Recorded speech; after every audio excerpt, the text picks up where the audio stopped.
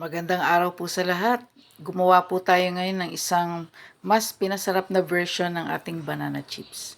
Nagtunaw po ako ng isang tasang muscovado sugar sa mainit na tubig, tinunaw ito, tapos nilagyan natin ng tap water at dinagdagan natin ng ice cubes. Mahalaga nga pala na manatiling malamig yung ating sugar mixture. Kailangan kasi ito upang mapanatili nating crispy yung ating banana chips. Ipupunas lang natin ito hanggang sa matapos yung ating banana slices. Ayan, ready na po for deep frying.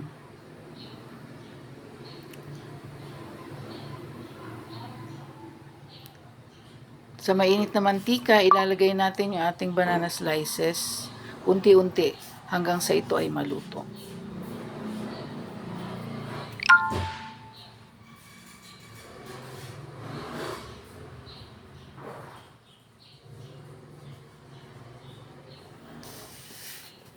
Magiging medyo brownish yung ating banana chips dahil dun sa ating ipinahid na sugar mixture na medyo dark yung kulay dahil sa muscovado sugar.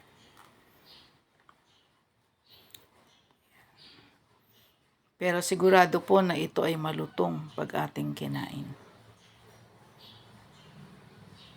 Pwede po kayong gumamit ng hindi muscovado sugar kung gusto nyo ng lighter yung kulay.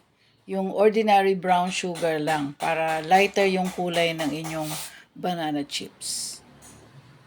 Almost the same naman po ang epekto nito. Ang crispiness niya ay nakadepende dun sa malamig na tubig.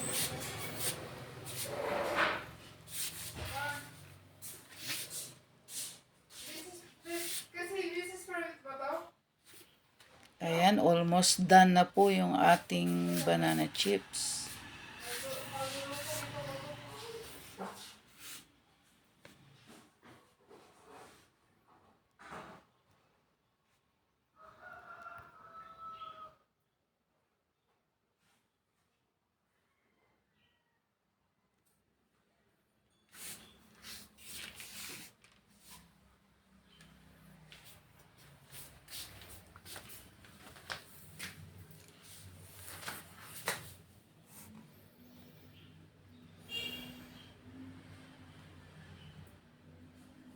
Ayan, luto na po.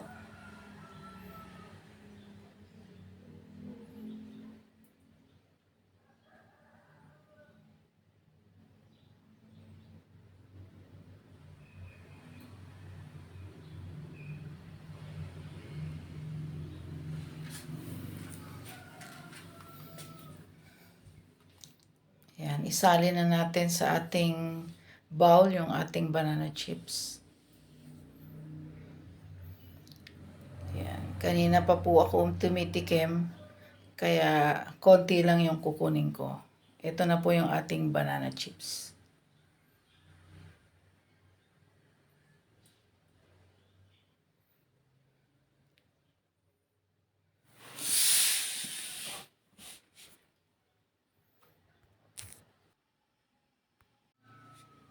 So, ayan, ready to serve na po yung ating crispy banana chips.